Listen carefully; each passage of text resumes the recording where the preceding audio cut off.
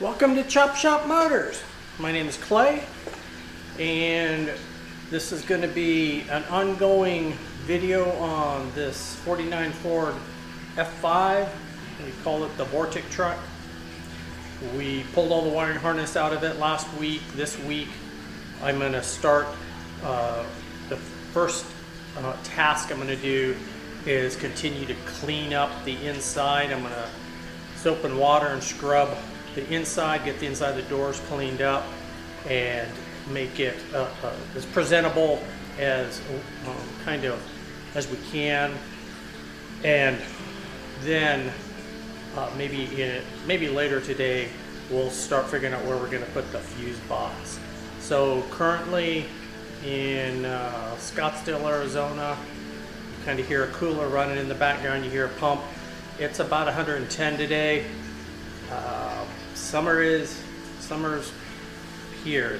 It's going to be warm for a while, and so we'll crank up the coolers and we'll see if we can bring the temperature down in here to at least maybe 100 or so, make it habitable, and we'll make some progress. So let's do just that. I'll bring you back as we get in the middle of it.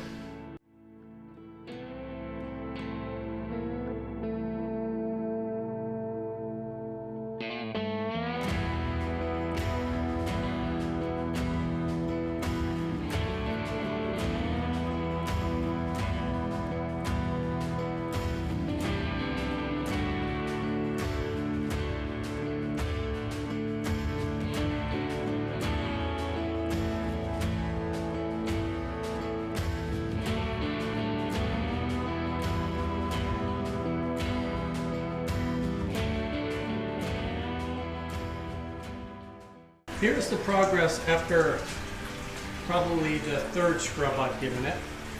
The door is starting to become some of the continually another layer of oak and grime comes off of it. The floor, you can start to see the green. We have some rust right here. So I'm probably, even though I wasn't thinking I would, I will probably paint. I'm thinking I might paint the floor. I'm going to pull the tunnel out and clean it up. I'm going to paint the floor where it's rusty, just so that it stays nice and preserved for a long time. So that is kind of the progress. I'll show you the other door. So there's the other door. It looks like it's a bunch of years old, but it looks pretty cool. So we'll just keep after it. This side, you can see some of the rust coming through. Again, we don't want that to inhibit the truck's life, so we're going to work on that. And yeah, we'll just keep pecking away. Can't really see up under there, but it looks pretty good. Transmission cover is now removed. Take a look at everything under here. Looks pretty normal. We're not going to do anything under here unless we see something that's jacked up. We're going to clean all the rail, and like I said, we'll clean up probably put something on the floor, and then we're also going to reseal the tunnel cover. The tunnel cover is just dirty, grody, because it's probably only been off, a time or two when somebody probably had to put a clutch in the truck. So we'll get this all cleaned up, get it painted. These are typically black. And get it back in there. So just wanted to step back with it. Just wanted to kind of show you what some of the pieces look like, and then we'll get it cleaned up. Here's a quick peek at the progress. The floor tunnel cover is cleaned up and painted inside and out, so it will be protected for years to come. Inside, we did the same to the floor, painted it green. The green looks way different on the camera, but it's not very different in person, and it's going to be covered up with a mat. We just wanted to protect it. So that's the progress so far. Now I'm going to let everything dry. Tomorrow I'll come back and we'll put the tunnel back in. I got to build a cork gasket for the tunnel to seal it up, and that should pretty much wrap up what we're going to get accomplished on this weekend. Here is the transmission tunnel. I think the last little blurb I got was showing it painted. This is I've made a gasket out of 1/8 inch thick gasket material and just cut it to fit. I could not find one. It may exist in the aftermarket, but this is exactly the same stuff that it would have had originally. So I used 3M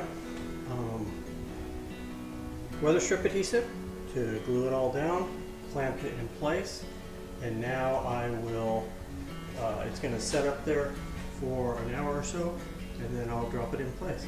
So I'll show you what it looks like after it's all in. Now the tunnel's in, the floor is dried back a little bit, it's going to be just fine.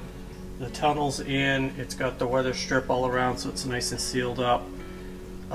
Replaced all the miscellaneous hodgepodge of bolts that were in it with all the correct ones, and replaced all the ones that were missing. Got the little gasket around the gas pedal installed correctly. Somebody probably had it out a million years ago and put it in wrong, so we fixed that, and that's kind of how it shapes up. So this was a little bit of a detour to actually installing wiring, but now as we get closer and closer to having the cab all done, cleaned up, now I can crawl around in there and be in it and do the wiring, and I don't have to come back and do a bunch of other stuff later. So for this video, this little portion, this couple days of work, I'm going to wrap it up, and we'll bring you back on the next install, which is going to be unboxing the wiring harness, which is right here. So we'll take a little closer look at that, and that's next. I'm Clay for Chop Shop Motors, and we'll see you on the next project.